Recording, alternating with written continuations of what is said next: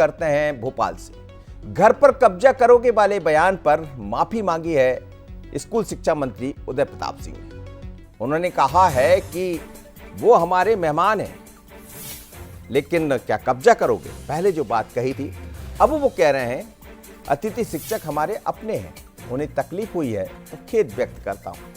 आपको याद होगा करीब एक सप्ताह पहले उनका एक बयान आया था, उस बयान को लेकर काफी हलचलें रही, सियासत गरमाई भी, कांग्रेस की तरफ से भी सवाल उठाए गए, अतिथि शिक्षक नाराज हो गए और फिर अब स्कूल शिक्षा मंत्री राव उदय प्रताप सिंह ने अतिथि शिक्षकों से माफी मांगी।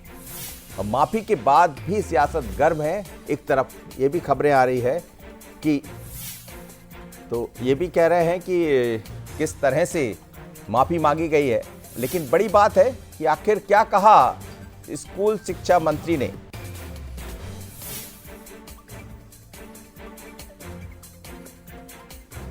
चलिए, स्कूल शिक्षा मंत्री उदय प्रताप सिंह ने माफी मांगी है और माफी में उन्होंने ये कहा है कि मैं खेद व्यक्त करता हूं।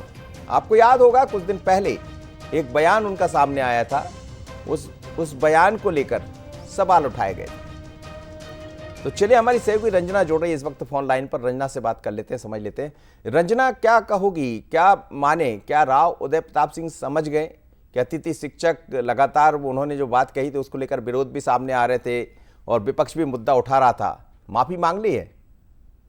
देखिए मनोज जी, जिस तरीके से स्कूल शिक्षा मंत्री ने माफी मांग ली है, लेकिन अतिथि शिक्षक संघ अब माफी की मांग कर रहे हैं, क्योंकि उन्होंने सिर्फ खेद व्यक्त किया है अभी स्कूल शिक्षा मंत्री ने, और अतिथि शिक्षक संघ माफी मांगने की बात कर रहा है और ये कह रहा है कि अब खेद व्यक्त करने से काम नहीं चलेगा और जो मांगे हैं अतिथि शिक्षक संघ की वो मानी जाए। इसके बाद ही जो विरोध करने का जो इन्होंने फैसला लिया है वो फैसला जो है रद्द किया जाएगा। अगर इनकी सारी मांगे नहीं मानी जाती हैं तो 2 अक्टूबर गांधी जयंती के दिन प्रदेश भर के अतिथि शिक्षक राजधानी भोपाल में जुटेंगे और बड़े स्तर पर जो विरोध प्रदर्शन है, आंदोलन है, वो किया जाएगा और जो पैदल मार्च है वो भी अतिथि शिक्षकों की तरफ से निकाला जाएगा। क्योंकि बीते कई सालों से अतिथि शिक्षक इस मांग को लेकर मोर्चा खोले हुए थे और पिछली जो बीजेपी की सरकार में जब पूर्व मुख्यमंत्री, अभी वर्तमान में जो केंद्रीय मंत्री शिवराज सिंह चौहान, उन्होंने वादा भी किया था कि अतिथि शिक्षकों को नियमित किया जाएगा।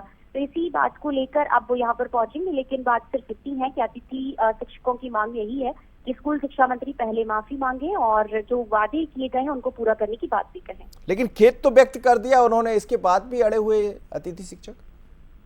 जी बिल्कुल, उनका यही कहना है कि खेद व्यक्त करने से कुछ नहीं होता, क्योंकि जिस तरीके की भाषा का इस्तेमाल किया गया है अतिथि शिक्षकों के लिए वो पूरी तरह से अशोभनीय है। एक मंत्री होने के नाते इस तरीके से जो बात बोली गई है वो सही तरीका नहीं है और इस तरह की भाषा का इस्तेमाल नहीं किया जा सकता है। और ऐसे में उनको अपने इस बयान के लिए अतिथि शिक्षकों के सामने खुद माफी मांगनी होगी और जो वादे किए गए हैं उस वादों को पूरा करने की जो बात है वो भी उनको कहनी होगी। चलिए, अपनी मांग पर अभी भी अड़े हैं अतिथि शिक्षक। बहुत धन्यवाद, आप उससे बात करी थी रंजना।